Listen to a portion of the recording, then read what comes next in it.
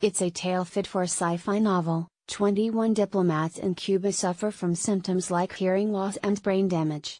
And Cuba stands to lose a lot. The mysterious hearing loss and mild brain damage suffered by some of the 21 diplomats and staffers from the U.S. Embassy in Cuba has left medical doctors and scientists scratching their heads. While doctors and scientists search for clues as to what caused it, Friday the Associated Press reported that the United States is bringing home families and much of the embassy staff from the island dictatorship. What's going on? Like Dr. House, we will need to start with a wide range of possibilities and then eliminate those that are most unlikely.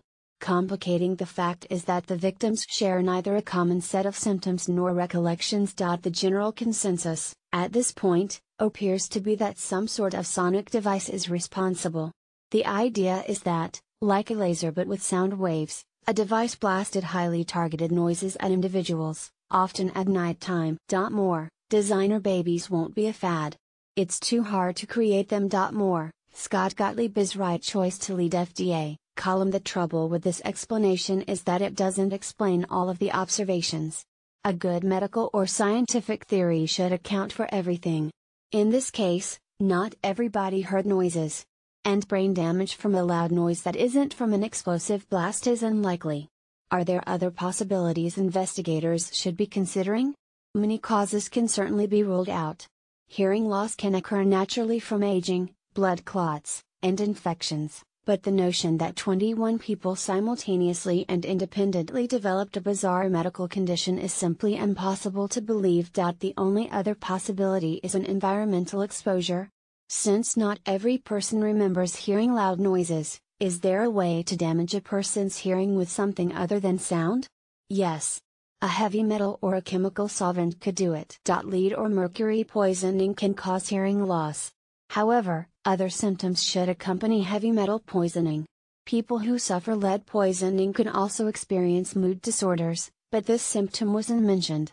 Likewise, those with mercury poisoning experience muscle twitches and atrophy, but these symptoms weren't mentioned, either. A review article that examined a plethora of chemical exposures linked to hearing loss offers several possibilities. Chronic occupational exposure to organic solvents, usually by inhalation or skin absorption, has been linked to hearing loss. Certain types of antibiotics or anti-cancer drugs can cause hearing loss, as can a large dose of aspirin. If the diplomats share meals together, it is a distinct possibility that somebody poisoned their food. Does chemical poisoning explain all the known symptoms, even for those victims who heard noises in the middle of the night? Possibly. Chemical solvents can cause nerve damage, which can manifest in different ways. With auditory nerve damage, some people might experience ringing, tinnitus, and others might find certain noise frequencies excruciatingly intolerable while others barely notice. More, in protests, NFL comes together for one of its most powerful days. Policing the USA, a look at race, justice, media. The last question investigators must determine is if the exposure was accidental or intentional. As a poor nation with relatively low environmental standards, it is entirely within the realm of possibility that the diplomats were accidentally exposed to an environmental contaminant. Indeed, some of the victims stayed in a recently renovated hotel. Of course, most observers are suspicious of foul play. It is thought that Cuba deployed nerve agents against Angolans in the 1970s, so chemical warfare is not out of the question. Totalitarian regimes all over the world stockpile and deploy chemical weapons. So far, Raúl Castro has been surprisingly open and cooperative in his response to the crisis, going so far as inviting the FBI to investigate in Havana.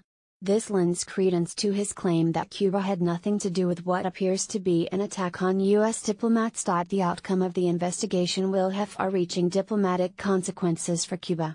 If the island nation was involved, Cuba's rapprochement with America will be short-lived. Dr. Jamie Wells is a pediatrician and director of medicine at the American Council on Science and Health. Alex Barroso, a Ph.D. microbiologist and senior fellow of biomedical science at ACSH, is a member of USA Today's board of contributors.